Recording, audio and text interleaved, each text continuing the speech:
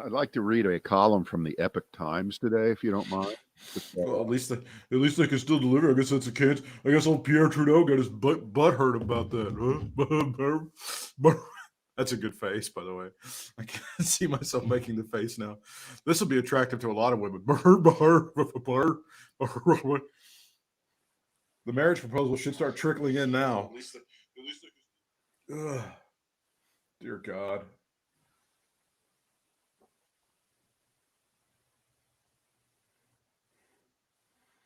Of course, you're going to see the fountains right there at the Bellagio in the background. That's right.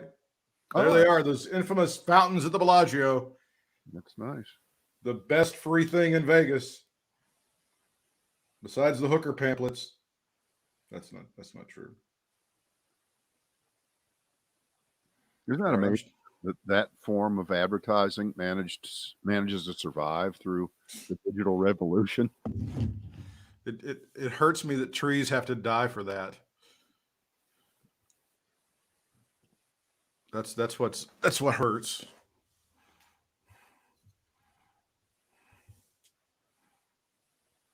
Is anyone going to make fun of me for having the haircut of a 22-year-old? Don't worry, I'm still a suburban 50-year-old guy in real life. Don't worry. I'm still considered incredibly uncool by everybody who's in their 30s and 20s. It's not an issue. It's a modified Matt Gaetz. That's the problem. Oh, shit. How dare you? How very effing dare you? Yeah, it hurts. We've been friends for 30 years and you throw that shit on me. I've been waiting. I've been waiting for someone like him to come along. Waiting in the grass.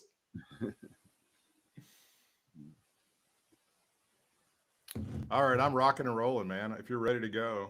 Hold on. I think I figured out my camera. I think I have the same resolution picture you do now. But what was the deal? I think it was not on the high definition button wasn't pushed.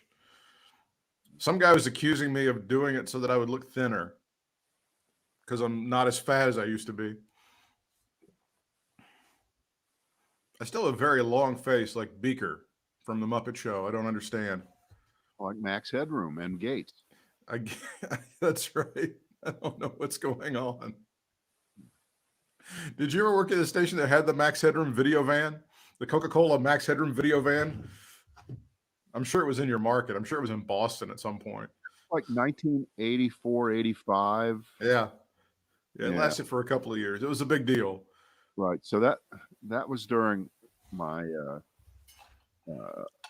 WPIX early ZOU days. Mm-hmm. The Coca-Cola Max Headroom video van is going to be out at 7-Eleven today from 6 to noon. Your chance to get a free Slurpee. It was shit like that. Oh, I missed that about radio. I'm ready when you are. Let me just hit the thing to see if my thing is doing my thing.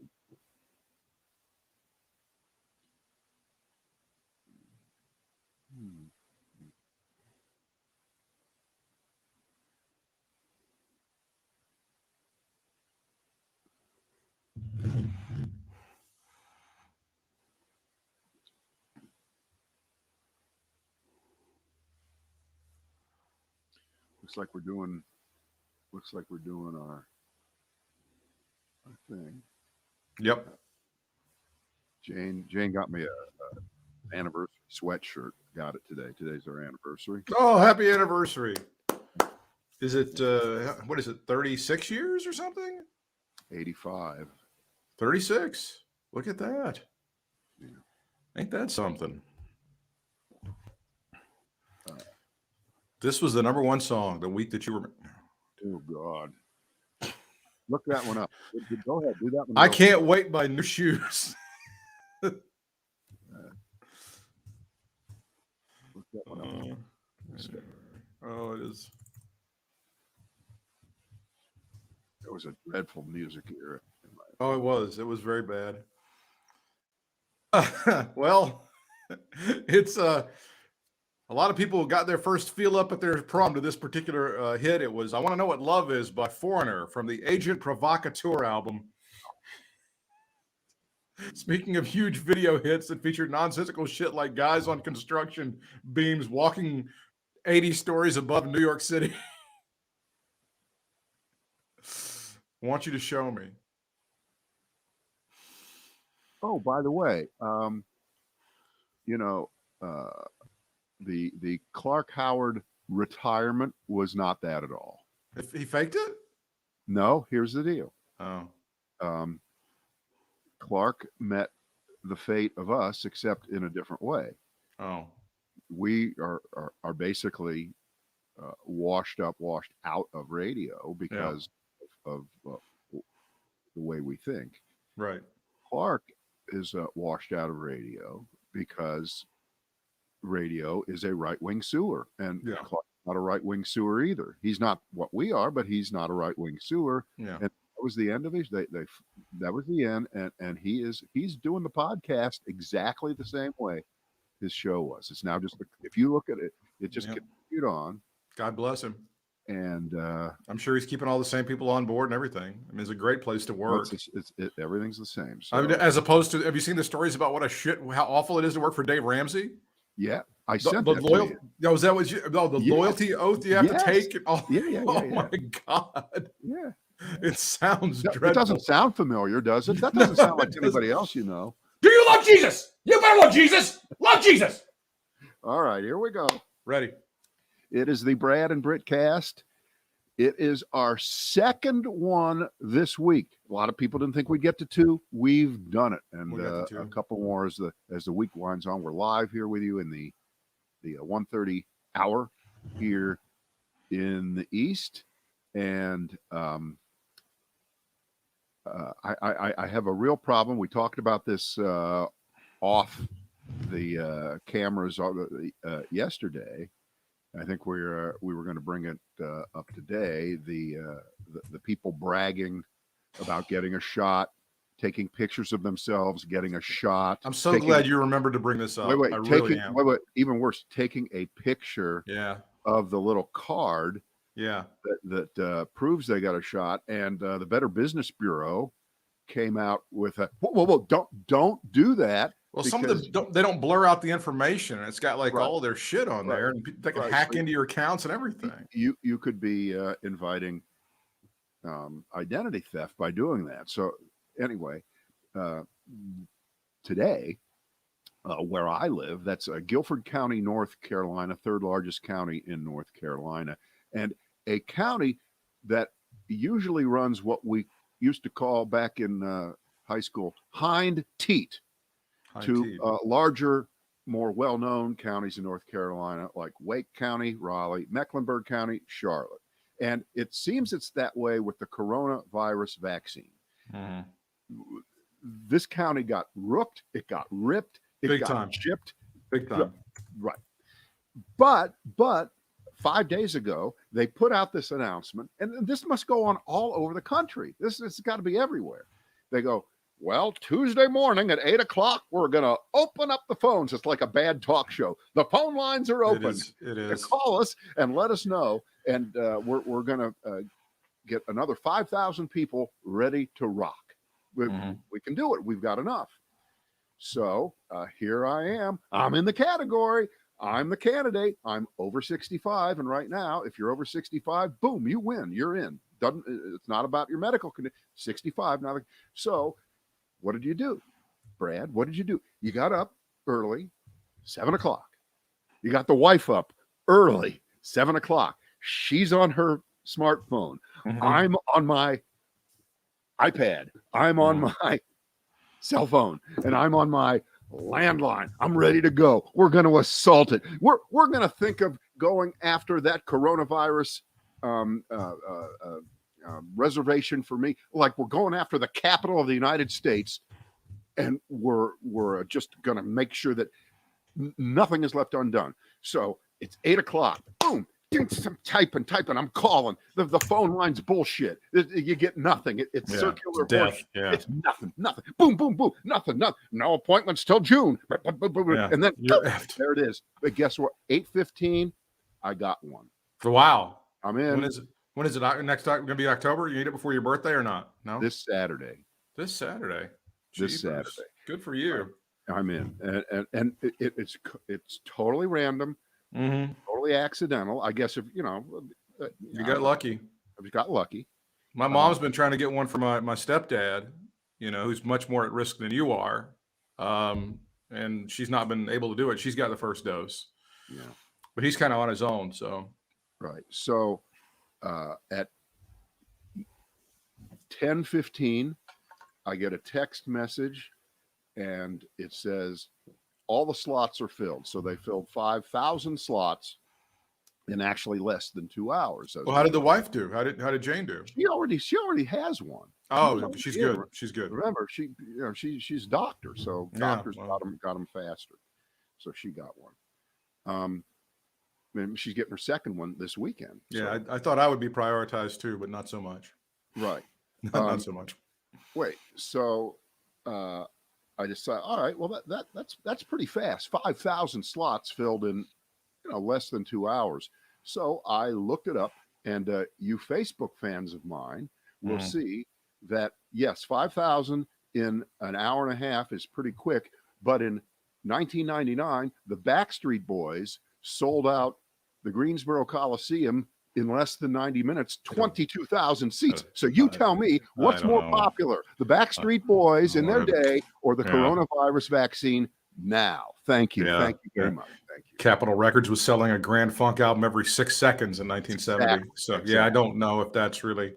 You don't think that was a good one? That wasn't a legitimate comparison. It wasn't a painful analogy that makes no sense. It's painful. It's painful. All right, I'll give you that. There's pain involved. It was fun. If the shot is half that painful, it's going to be great. But the people who are showing the cards, like, okay, so Facebook, Instagram, a lot of social media is people showing stuff, and it's like, look how good I have it, and look how much your life sucks.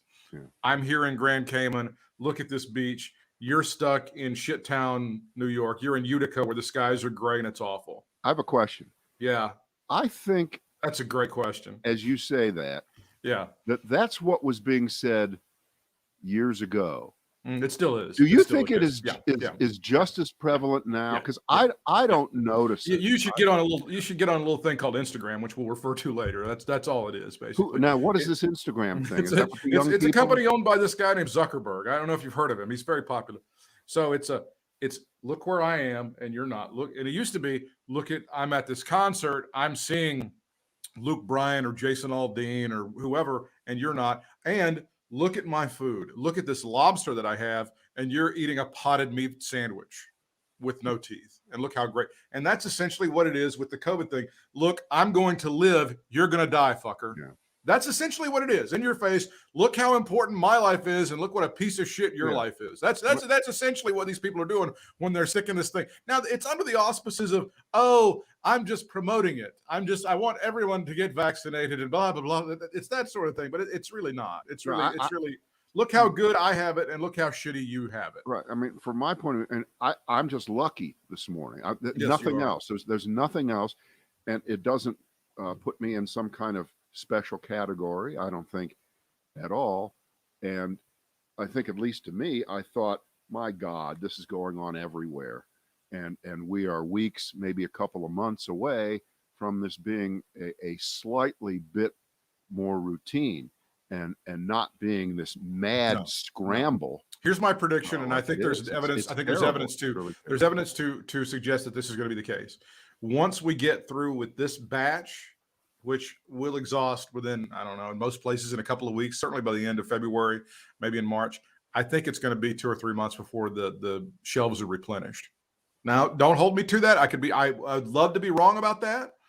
But I think that once this initial is done, and this is a direct, and again, I know people think that we try to loop everything back to Donald John Trump, but this is a direct reflection of how the past administration had no clue, no plan, and no desire to get the vaccine out to people as quickly as they did. It just didn't happen. I completely disagree with what you just said. About getting the stuff out? I believe that the manufacturing is it's ramping up hard, and the pipeline is going to fill up, and you have 2 more vaccines. I hope that's right. You have AstraZeneca and Johnson & Johnson, which is a one-shot. Yeah. and Pfizer and Moderna Sure. are working their asses. And there is an actual plan now, and you do actually have Right. competent And people so in the government. Which is, there's not going to be a gap where there's nothing for 2 months. oh, I don't know where I you think came there up is. with that. That's just Oh, I your think idea. because the past administration was fucked up and didn't know what Well, they were doing. they're done. And that's They're that's gone. why you're going to have it. That's why you're going to have No, a gap because it they, takes a they, while to catch up. no, they don't have the ability to reach forward and fuck things up. No. more than they already The do. shit it hasn't worked its way out, Brad. It's still all the shit that they've done, even with the things that they did in the economy. Things on January the 20th didn't all of a sudden, oh, look, it's the Joe Biden economy. Even though some people would like to think Well, but he raised gas prices with a magic wand. I No, that's disagree. yeah. I disagree Well, with you. This is a physical manufacturing issue and a distribution issue, and the Trumps now they're off. They're done. Again, it takes a while to work its way off from the fuckery that he gave America. And I'd love to be wrong. I hope that there's. We'll agree to disagree. Hey, if I get my shot next week, then I'll be back on board. You know, it's all about me. If I get one of these, if I get one of those in my arm, I wasn't even thinking of that, but I'm glad you admitted so. if I get one of those in my arm, then I could turn this thing around for sure. There's no question. Yeah. Do you want to do AOC first, or you want to? There's something I want to hit before I go to AOC, because there was this Jonathan Swan. It keeps getting out this great stuff, and he's got this article. Have you seen? Can I do a setup for that for you? Sure, that'd be great. I think in the last 3 or 4 days, there are about 4 different gigantic versions of the total shit show of the last couple months. The New York Times has done it. This one is very specific. The Washington Post has done it, and now Axios has done it. And here's your reporter, Britt Whitmire. Well, it's a December the 18th meeting at the White House, and specifically, which lasted for hours and hours and hours and hours and hours and hours. It just went on and on and on and on. So what happened was Sidney Powell shows up with a bunch of just complete doofus idiots, and they're now focused on the Dominion machines were hacked by Hugo Chavez from beyond the grave, and somehow Venezuela and China have melted into one thing. And this is what we need to go with. And even the people who were on the White House staff who were called into the meeting, like, we got to stop this because this is awful. I mean, there are people in that White House who were like, this bitch is like the worst thing ever, and we must stop this. Did you notice? They said to her, did you notice that in the middle of the story, there are a couple lines that make it appear, or it looks like it appears that Donald Trump was befuddled. He didn't know what to do anymore, right? So, he didn't know whose side to take. He didn't know. Right? But he came back to the final conclusion every time. Well, at least they're fighting for me. They may be they may be throwing feces against the wall. It may be splattering on my face. Some of it's in my mouth, but at least these guys are fighting for me. That's what they said. So this guy who is with the White House staff, and his name is Hirschman. Eric Hirschman, White House senior advisor. He's like the hero to our story. He's the guy that's trying to knock back this shit as fast as Sidney Powell can throw it out. And he even says to her at one time, you know, the stuff that Rudy's doing that is also batshit crazy, he's focused on voter fraud. Are you telling me now that we're not doing voter fraud and we're doing this other batshit thing about the Dominion machines? She goes, yeah, that's what we're doing. That's the deal. No, it's like it. Oh yeah, that's what we're doing. That's right, that's what we're doing. And so at some point, after they have like 3 hours of shouting matches down in the Oval Office, more on that later, they go up to the residence because Hirschman and the guys in the White House thought, well, this thing's over. We'll just go on and go home and have popcorn. But no, they're up at the residence and they're still peddling the bullshit. And Rudolph Giuliani shows up and Hirschman goes, go ahead, Sidney, tell Rudy how full of shit he is. Tell him what you said about him earlier. But do you recall? And now we have this really detailed report on what was going on there. The news that we were hearing was there was a contentious meeting late night at the right. That's all we knew. That's all it was. And we had several instances of that over the couple month period leading up to January 20th, really. And we knew that it was crazy. We knew the actors were nuts. We knew the script was insane. We knew there were no facts. We knew that all along the process, courts were saying nothing to see, get out of here.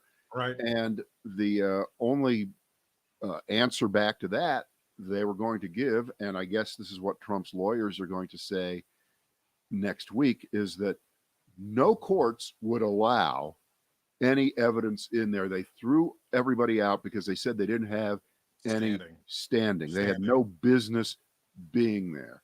And that's going to be part of the indefensible defense of the two-pronged attack from apparently for the impeachment trial, which, by the way, this is the real dream team. Those idiots that defended OJ, no way. This is going to be the real dream team. Their ultimate defense is that Donald Trump has a First Amendment right to say that the election was stolen. Right. That's literally their defense. I'm not even making that up. That's what they're going to tell. They're going to say, well, Donald Trump has a First Amendment defense to a right to say that the election was stolen. That literally is going to be their defense in front of the United States Senate. This is a good one. Sidney Powell named a county in Georgia where she claimed she could prove that Dominion had illegally flipped the vote. Hirschman goes, hey, wait a minute. We won that county. So your theory is that Dominion intentionally flipped the vote so we would win that county? Sidney Powell had no answer for this. Again, this meeting goes on and on and on. Right. Flynn, at one point, Michael Flynn is in this thing, and he goes, these people are not defending you, and they're a bunch of quitters. And Hirschman goes, you need to sit down. Why are you sitting and yelling? If you're going to come over here, come over here. Otherwise, sit the hell down. And finally, Michael Flynn did sit down. This happened in the Oval Office. This happened in the Oval Office of the United States. We already have a full-length movie script already written, right? It's already done. That's exactly time to start casting. Here we go. Sorkin just needs to. It's first of all, it's a play. Just block the play right now. Sorkin can go ahead and get it on. I have no idea who's going to play Sidney Powell. Although the great you know who. You ready? This is Jane Lynch. You think Jane Lynch is going to do it? Absolutely. That's not because bad, she's the perfect combination of good actress, hilarious, pretend to take it seriously, and she knows. It's all bull. Who's Michael Flynn? Who's Michael Flynn in this? You need somebody like I think you need somebody like a Scott Cooper or a Tommy Lee Jones or somebody like that. You think you need somebody like a? Don't elevate him. No. That's too good. No, you need somebody who plays a wormy kind of smarmy character with an annoying voice. Steve Buscemi's your guy. Then you can have much better. Much better. Steve Buscemi's your boy. Yeah. Flynn went berserk. The former 3-star general who Trump had fired as his first national security advisor after he was caught lying to the FBI said, you're quitting. You're a quitter. You're not fighting. Sir, we need fighters. Hirschman ignored Flynn at first and went on. And he was trying to pepper Powell with some questions, which he had no answer for. Finally, Hirschman had enough. Why the fuck do you keep standing up and screaming at me? He shot back at Flynn. If you want to come over here, come over here. If not, sit your ass down. I would remind you, this is happening in front of the U.S. at the Resolute desk, where like massive decisions have been made. But that's why I'm intrigued by the fact that at this moment, Trump wasn't even leading his own defense at all. No. He was almost a bystander to the craziness that encircled him right there in that room. Right? I mean, because of course, he had no facts. None of them really had any facts, but he had even less fake facts to work with. All he has is his emotion, and all he has is, and I think this is one thing he was honest about, and the lawyers, I'm sure, are going to say this. The reason that everything that we've seen over the past 3 months was permissible and allowed to happen was because of the circular logic of millions of people being told and believing a big lie, and then feeding it back and saying, I don't believe Joe Biden won the election, and there was cheating, and Biden is not going to be the president on January 20th. And that's all Trump ever had.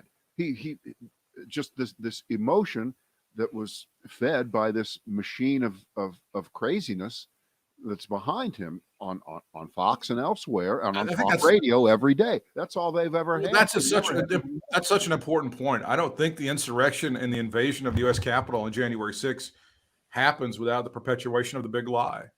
If that thing isn't carried over and over again. And it's not just from people in the media. It's also by United States senators who were nearly killed on January the 6th. It's also by folks in the House of Representatives who were nearly killed. And then after they were nearly killed, decided to keep on going with the big lie. Without the big lie, none of that happens. I think that's absolutely true. So it's a very, do you know this guy? His name is Byrne. Oh, Patrick Byrne, former CEO of Overstock.com. Do you know this guy? No, I've seen his name come back and forth. He got run out of there, I think, for being a nut. He made it. He I guess he got a lot of money on the way out the door, but they finally they moved him on. I will just say this before we decide that we're going to go and check out what the defense is going to do and what the House managers are going to say to help convict Trump, even though 45 senators so far have not indicated again that they want to hear any of the evidence. It's not even constitutional. Not even, they're still on that side until they're not. We'll see. It's as if the House doesn't have standing. Right. But I was thinking about this morning, and I went and looked it up, and I thought, I wonder if the facts match up at all. And I posted this earlier today. If you look up the name Charles Manson, and you go to Wikipedia, and remember, we always talk about, well, what's going to be in the first paragraph of so-and-so's obituary or their Wikipedia, and I've changed it so that you'll know, but it makes sense. In 1971, Charles Manson was convicted of first-degree murder and conspiracy to commit murder for the deaths of 7 people, including famous actress Sharon Tate. The prosecution contended that while Manson never directly ordered the murders, his ideology constituted an overt act of, get ready, conspiracy. Now, if Charles Manson, who didn't put a knife into anybody, didn't shoot anyone, but through the mere power of persuasion, and no one disagrees with the prosecution and the conviction of Charles Manson that I know of. It was pretty damn unanimous on that one, right? If he was guilty of that, then what happened on January 6th, 2021 in the United States of America in Washington, D.C. at the U.S. Capitol? Let's try this here. The prosecution contended that while Trump never directly ordered the people to trash the Capitol and threaten the lives of members of Congress and try to hang his vice president, his ideology constituted an overt act of conspiracy. Now, I did a bad analogy earlier, equating coronavirus appointments with number of tickets sold to the Backstreet Boys in 1999. That was a bad one. I think this is a good one. I think this is, and I doubt that they're going to use the Charles Manson analogy in Congress, but they could. And of course, Donald Trump didn't murder anybody. He didn't kill. I know that, but you are responsible if you incite. How about this one? Twinkie defense. Yeah, right. What about Donald that? Was he too high on Big Macs and French fries that day? Exhibit A, take off your shirt. That's it. Okay. I mean, but the Twinkie defense worked, I thought. And the guy that killed Harvey Milk, didn't it? Didn't the jury go for that? I don't remember. No, I think they did. I think they went for it. I think the Twinkie defense actually worked on that one. Have you seen the AOC video? I've seen parts of it. It's remarkable. Yeah, it really is you know what? I can't watch it because I don't even know if I can take the drama. I mean, I understand, and I'm going with all the interpretations of it and the clips. Yeah. It's amazingly because it's very harrowing. Again, I don't think I can imagine what it would be like to be in the circumstance of having a mob of crazy people coming after me and walking down the hallways, kicking open doors with weapons looking for me. And I mean, it's as bad as it gets. It's horrible. And she comes to terms with the fact that she thinks her life is going to end at one point. Right. And she talks about how I was at peace with it. And if it had to end, that she knew that there were other people who would carry on the work that she had started. And she felt like that was something that she had come to grips with. At one point, a Capitol police officer comes in. They don't know he's a Capitol police officer and starts yelling, "Where is she? Where is she?" He doesn't identify himself, according to her, as a Capitol police officer. And eventually they find out that he is. And he says, "Go over here to this, to that. That's going to be the extraction point." They go over to another building. She doesn't know where she's going because they didn't give her specific instructions. She has a couple of friends that she's looking for. Eventually she gets to Congresswoman Katie Porter's office, and that's where they hide out for 4 or 5 hours until the whole thing is over. They're trying to find clothes for her in Katie Porter's office, like workout clothes. AOC is in her high heels, and they want to get some tennis shoes on her solely for the purpose that if she has to run for her life, I said run for her life from people who want to murder her, she might have a fighting chance of outrunning them. I want to remind you that after all of that happened, people still went into the chamber in the House and in the Senate and made the argument that the election had been stolen. They had a moment to reflect on the violence of the day. You remember the story about Joe Manchin getting a couple of people over in the side? He goes, "You guys want to tap out on this? Because it looks like it turned pretty sour on you." And a couple of the senators went, "Yeah, we're done. No more for us." But Josh Hawley and Ted Cruz were like, "Hell no, we're just getting started." Well, what are you talking about? Hang on here. Yeah. Why is it that even at this moment, Yeah. after what happened in that building, Yeah. and there were Republicans and Democrats alike who were under assault, who were being threatened with death. And I think we can make the leap to say that the people who broke in there and were running around and trashing things and wrecking things, they didn't even know who they were going after physically. They couldn't recognize a Republican from a Democrat. This is one of those cases. It's just like the coronavirus. It can get either party, right? It doesn't know whether you're this or that. There had been but anybody somehow it's AOC. It has to be Democrats who tell these stories. Yeah. Okay. So think about. Well, if there had been anyone who looked like AOC or Nancy Pelosi, they would have been executed on sight. But wait a minute. Who would have been resembled.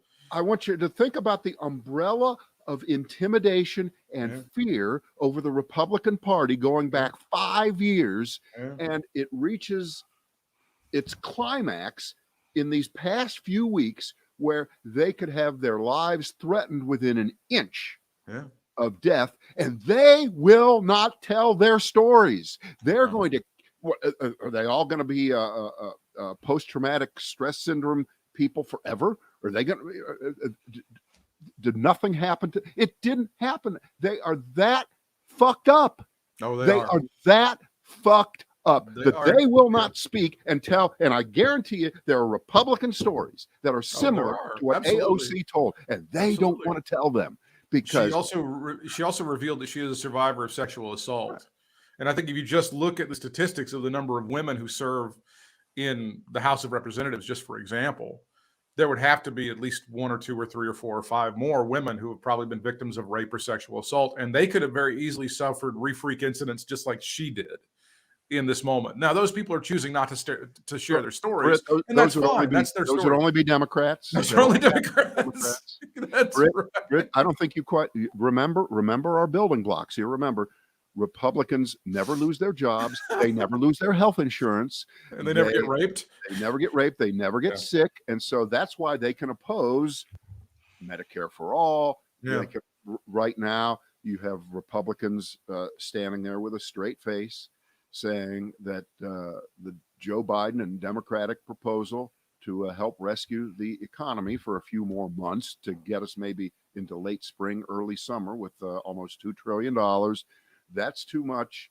Here's 1/3 of that. Take that. This is that mentality. And say what you want. Say, well, everybody, when you really scratch the surface, everyone's really the same. We all have the same needs and wants. We just have different ways of discussing how we're going to get there. No, No. It's way past that. And, Well, I and by also the way, think that did you see the clip of the governor of West Virginia, Jim Justice, the big old bear of a hard ass Trump loving Republican piece of shit. That's But right. here he is on camera saying, "God damn it, spend the fucking money. Bring all the get this economy off its back Well, I think for that real people." Because that is to me, that is the most impressively important break from Trumpism I've seen in a public official. Now, is this guy going to have to get 500 bodyguards now? Are they going to come after him in West Virginia? I don't think so. The money quote was, if we waste a couple dollars, we waste a couple dollars. Fuck it. Right. That's essentially what he said. Right. In the 2020 gubernatorial race, he won re-election in a landslide over the Democrat Ben Solango. This guy, like you said, he's got Republican written all over his ass. Yeah. And he wants the money, and he needs the money. By the way, if you've seen the amazing things they've done with getting the vaccine into people's arms in West Virginia, they've had a huge success story in that state.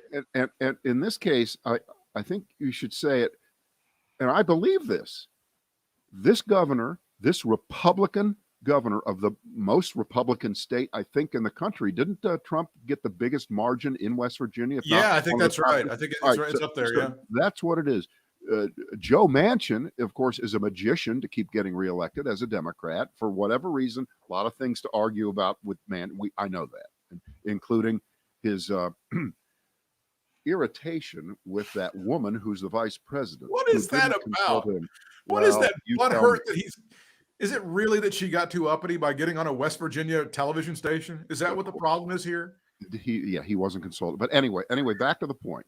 Yeah. Back to the point that this guy was wanting the government and the Republican Party to go along with the Democratic plan as much as possible, not for himself.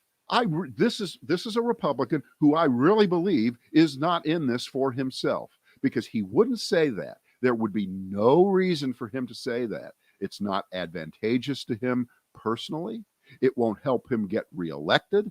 And as we know, everything they ever do only is to appeal to a base that's going to help them get reelected. Now, in West Virginia, if you want to go to the full stereotype, well, they're all a bunch of welfare morons anyway, so they just want free money. No, it's not that way. No, that's not fair. It's a very poor state. Fair. I mean, it's always been a poor state, and he knows that. And they have been hurt, obviously, by the economic slowdown, and they don't have great access to health care. But like I said, they've had some success in the rollout for this vaccine, and they need help. And he knows this. Here's the question. Why him, but not the governors of these other states who are Republicans? Are other states doing fantastic? No, nobody's doing well right now. Nobody's doing well. I don't know why these people are not on board. Right. And there is a section of people in this country that most of us don't see and don't live with and don't have to deal with, who are hurting to a level that, if we knew the truth, would remind us of those old black and white pictures we used to see of what America looked like in the 1930s, and might be reminiscent of the stories that your grandparents might tell of growing up in that era of not having enough food. There are people in food lines every day that never were, but that doesn't seem to penetrate through to most people. So I take my hat off to Governor Jim, his last name Justice. Yeah, Big Jim is what they call him. Big Jim Justice. I mean, it drives you crazy on a lot of other things, but damn it, when the pressure is on, he's there for his people. That's a lot more than I can say for many, many other politicians. Oh, and by the way, I happened to be tuned in last night when the 10 Republican senators walked out of the White House. Yeah, a very productive meeting. There were the cameras, and they obviously had a 2-hour meeting. And not surprisingly, the tone when you're in a meeting with Joe Biden is slightly different. That's right. Than it is with the previous president, who I don't believe had any meetings with Democrats for at least the last 2 years of his presidency, right? Maybe certainly the last year. I mean, I know he never spoke to Pelosi and other. All right, so we've got a change in tone. And who do they send out to speak on behalf of the 10, Susan Collins. And by the way, now that Hal Holbrook is dead, he used to do a one-man show of Mark Twain. And Really? when I leave this Congress, I'm going to be doing my one-woman show of Katharine Hepburn. You may remember Katharine Hepburn. I don't even have to try Katharine Hepburn. Send her out. Is she still very concerned? She's very troubled. Well, no, and she gave what I consider to be the kind of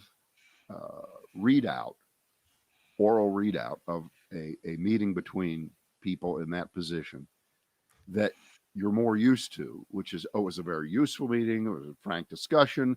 We had our differences, but we think we might be able to work something out. We're going to continue to talk, as opposed to any time there was one of these things, even similar with Trump. It was, somebody stormed out, right? Somebody got up out of their chair and said, I'm done. I'm out of here. I can't take it anymore. Right. And in a normal world, just like we talked about on the previous podcast, when one side says 1.9 trillion, the other side says 1/3 of that, well, you meet in the middle. So that would be 2/3. That'd be about 1.2 billion or trillion, 1.2 trillion. And we call it a day, and everybody agrees to keep working it. You would think that could happen.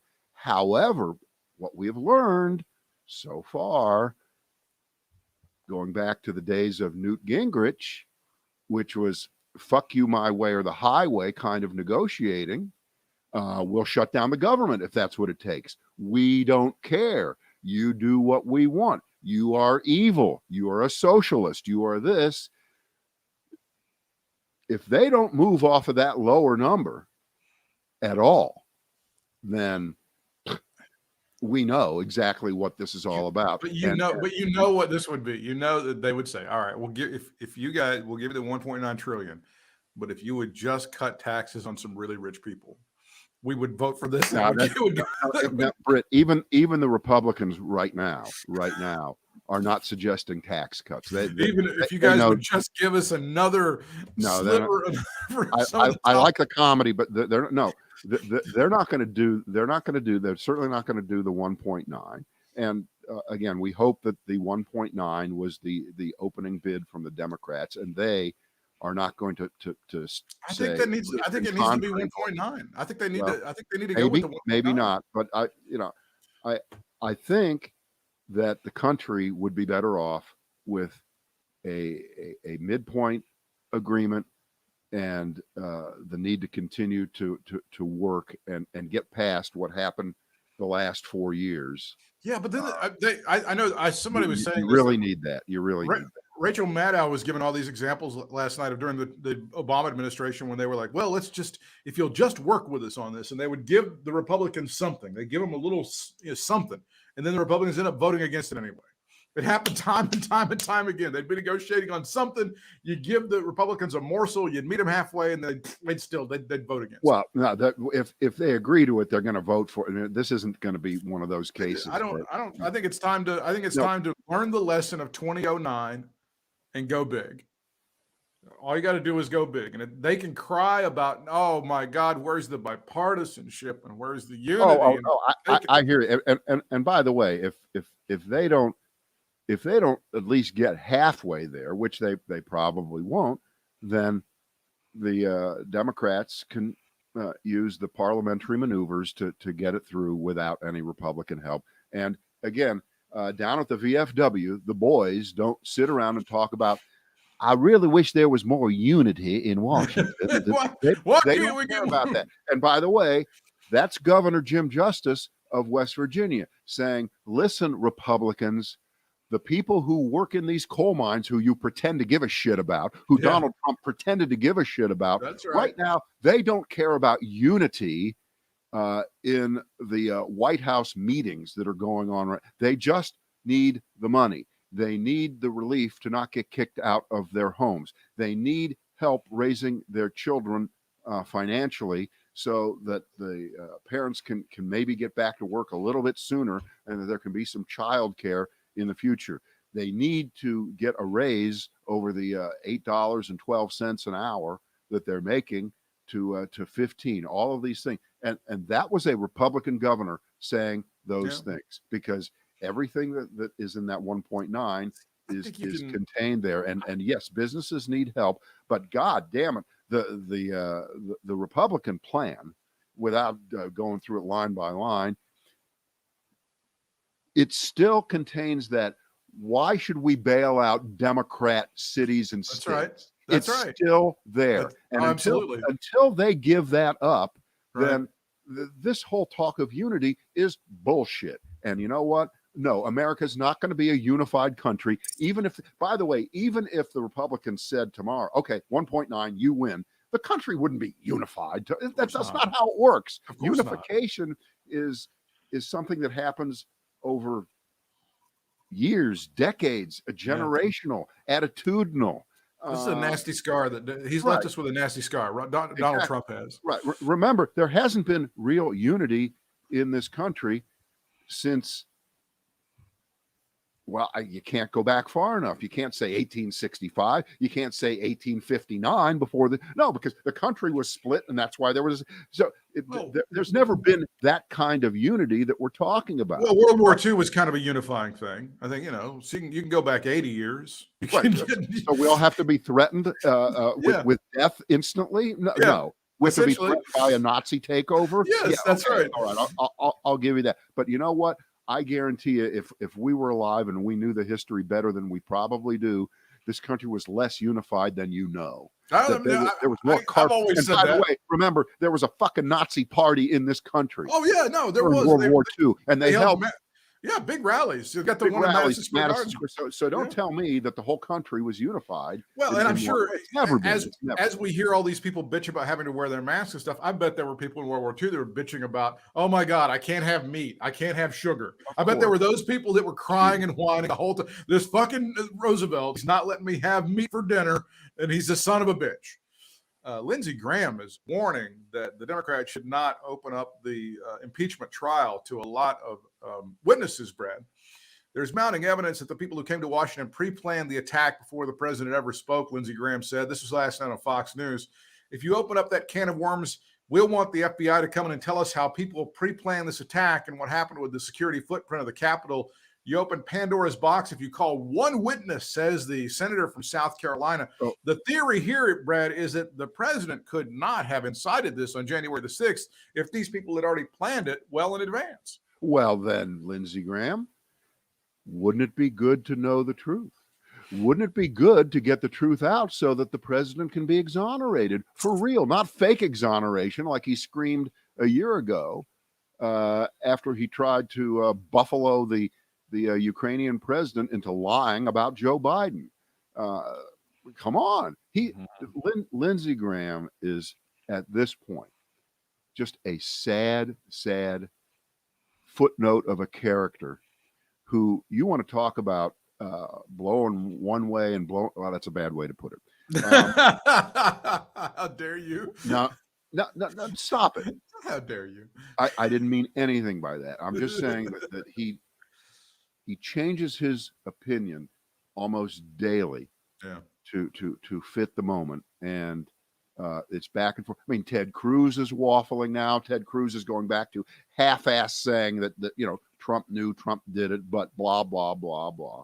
And this fight now, I guess it's an official fight, between the minority leader of the Senate, Mitch McConnell, Kentucky's finest, and the California moron, Kevin McCarthy, who is the minority leader in the House, is pretty rich. And we always want to do a little spot check on who's covering what, because if you want to make the blanket media criticism that, quote, they all do it, the one thing that you can say, except in the case of with Fox, it's 100 times worse, but it's what doesn't get covered. It's what gets put to the back burner to play to the predilections of the audience most that distinguishes the cable networks from each other. But in Fox's case, I checked today, and there was nothing, zero, nada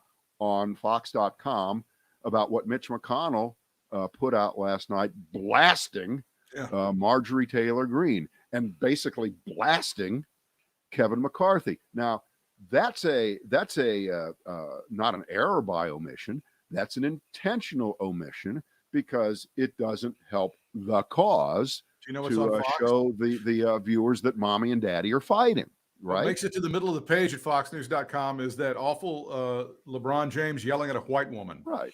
That makes the cut before anything that Mitch McConnell said about Marjorie. Now the Fox complaint, and there's 5 of them a day. Liberals say this.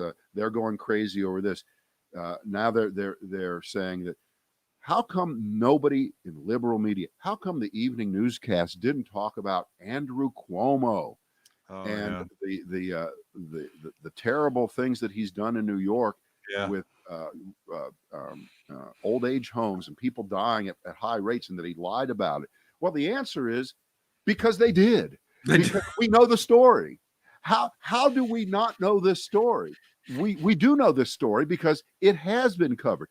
It's just it isn't the top story every hour like you push it on Fox. So just a little window into what's going on there. And I mean, you probably saw all the cable television news ratings have compressed back down to I don't know, pre-Trump era level, which is perfectly understandable.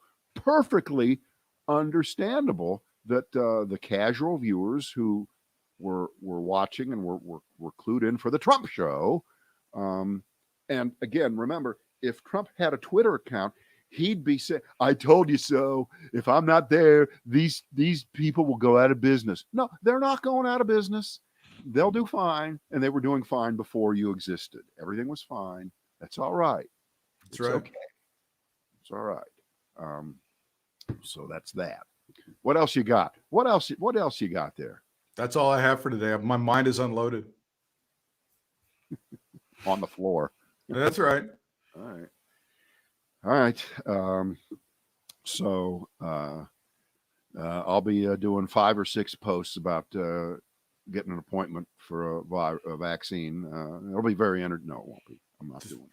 See if it hurts your arm and all that other stuff. Trying to say that because you know what? I'm the first person to ever get one, and everybody wants to know. It's true. Right? Yeah, everybody needs to know. Make sure you hold up your card, but black out your information. No, I'm not blacking it out. I'm not blacking it out. You're gonna raw dog that info. Yeah. I'm going. Good for you. See you you tomorrow.